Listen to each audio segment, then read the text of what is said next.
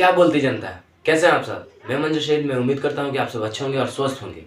तो आज का जो हम लोग का लेक्चर है वो है वीवीआई क्वेश्चन। इतिहास सब्जेक्ट का जो वीवीआई क्वेश्चन होता है, अति लघु उत्तरीय और दीर्घ उत्तरीय, उसके बारे में हम लोग पढ़ेंगे लोग, ठीक है। 2 नंबर में और जो 5 नंबर में सवाल पूछता है बार बार, उसको हम लोग जो रिपीट करता है सवाल, उसी को हम लिखे हैं और उसी के बारे में पढ़ेंगे लोग। इस जितना भी क्वेश्चन है उस सब का आप रिवीजन कर लीजिएगा लोग, तो आपको आपका इतिहास में बहुत बेहतरीन से क्या हो सकता है, आपको क्या बोलते हैं, बेहतरीन ढंग से आपका तैयारी हो सकता है। तो सबसे पहले क्वेश्चन जो देखने वाले हैं वो देखिए, 2 नंबर में पूछता है, क्लास 10th इतिहास सब्जेक्ट के लिए है।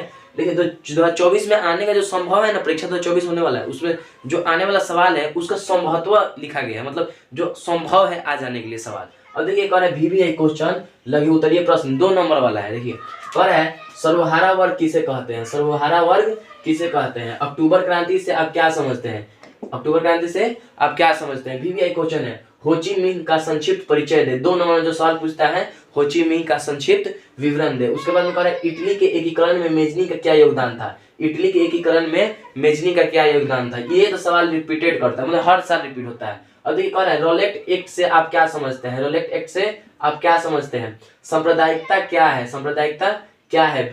बिहार के किसान आंदोलन पर एक टिप्पणी लिखे। देखिए बिहार में एक आंदोलन हुआ था किसानों द्वारा, उसी के ऊपर क्या लिखना है बोले तो उसके बारे में लिखना है, ठीक है। अब ये कह रहा है घरेलू और कुटीर उद्योग को परिभाषित करें। देखिए घरेलू और कुटीर उद्योग को क्या करना है, परिभाषित करना है, ठीक है। जो घर में बिजनेस चलता है वह, और जो छोटा मोटा बिजनेस होता है वह, उसके बारे में हम लोग क्या करना है, परिभाषा देना है। उसके बाद में कह रहा है वैश्वीकरण से आप क्या समझते हैं, वैश्वीकरण से आप क्या समझते हैं। मेटरनिक युग क्या है या मेटरनिक कौन था। ये 2 सवाल है, जो 2 सवाल में से एक सवाल तो पूछेगा ही, ठीक है, और सेम आंसर होता है इसका। देखिए कह रहा है जर्मनी और इटली के एकीकरण में क्या क्या बाधाएं थी।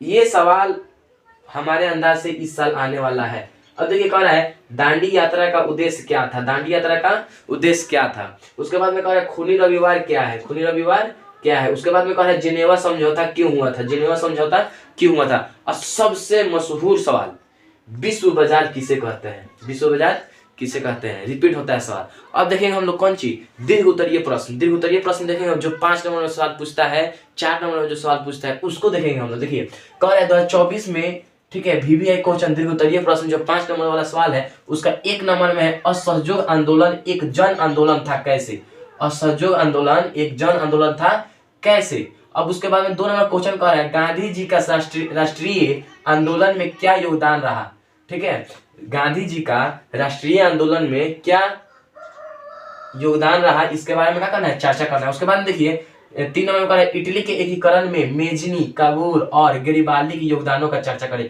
ये सवाल आपके 5 नंबर में पूछेगा, ठीक है। और देखिए कह रहा है नई आर्थिक नीति से आप क्या समझते हैं, नई आर्थिक नीति से आप क्या समझते हैं। देखिए ये 3 नंबर में नहीं तो 4 नंबर में सवाल पूछता है। उसके बाद में कह रहा है 6 नंबर में छापाखाना यूरोप में कैसे पहुंचा, ये 4 नंबर का सवाल है, यानी 4 नंबर इस पे देता है। और देखिए उसके बाद में कह रहा है कार्ल मार्क्स के विषय में आप क्या जानते हैं, कार्ल मार्क्स के विषय में आप क्या जानते हैं, इसके बारे में यहाँ पे क्या करना है, लिख देना है। उसके बाद में कह रहा है 8 नंबर में राष्ट्रीय आंदोलन को भारतीय प्रेस ने कैसे प्रभावित किया, ठीक है। राष्ट्रीय जो आंदोलन हुआ था भारत में, तो भारत का जो बोले तो प्रेस था वो कैसे मतलब क्या किया, प्रभावित किया था उस स्थिति को, तो उसी के बारे में क्या करना है, हम लोग को लिखना है। उससे पहले हमारे चैनल को सब्सक्राइब कीजिए और वीडियो को लाइक करना ना भूलिए। अब आप लोग से बता दें कि जब तक 100 सब्सक्राइबर नहीं हो जाते हैं तब तक लाइव क्लास नहीं चलेगा। 100 सब्सक्राइबर होने के बाद में लाइव क्लास लाया जाएगा, तो कृपया करके आप लोग सब्सक्राइब कर लीजिए हमारे चैनल को और सपोर्ट दिखाइए कि हम आप लोग के साथ हैं, तभी ना हम आपके साथ रहेंगे। धन्यवाद।